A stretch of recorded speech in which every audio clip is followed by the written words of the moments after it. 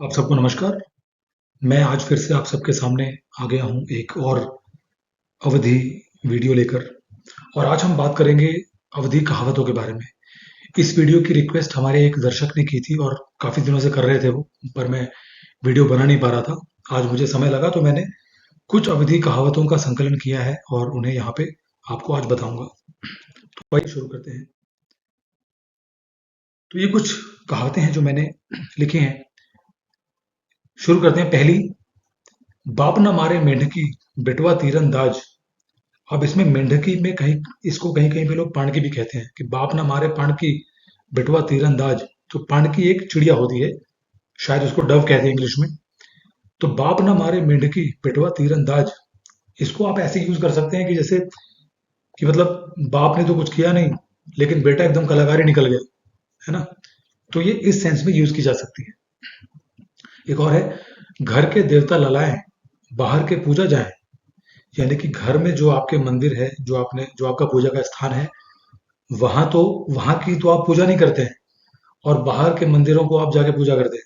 इसका ये मतलब है कि जो चीजें आपके घर में हैं उनकी कोई इज्जत नहीं है, बाहर की चीजों की बहुत इज्जत है। एक और है, जहां जाए दुल्हा रानी हुआ परे पाथर पानी।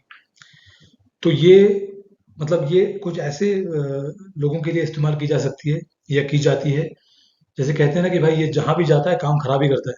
तो वैसे ही है कि जहां जाए दुल्हा रानी हुआ परे पाथर पानी।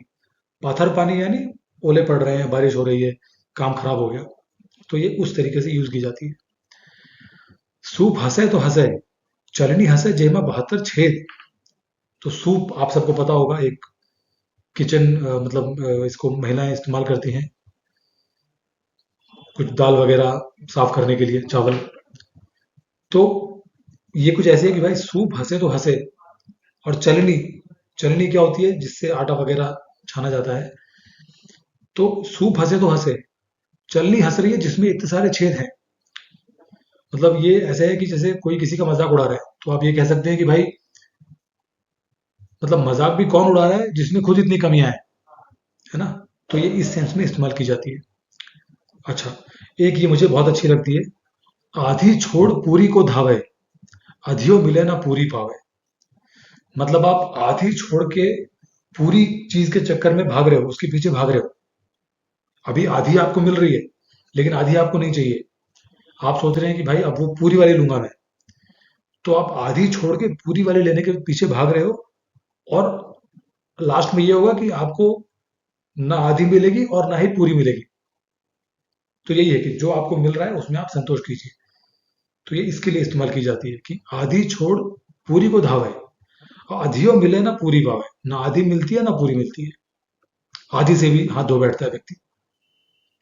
अब एक और जो आखिरी कहावत है, ये थोड़ी सी मजाक के सेंस में है, मैं इसे पूरा कहूंगा नहीं। आप इसे किसी अवधि बोलने वाले से पूछ लीजिएगा कि दुआरे आई बारात और समधन के लाग।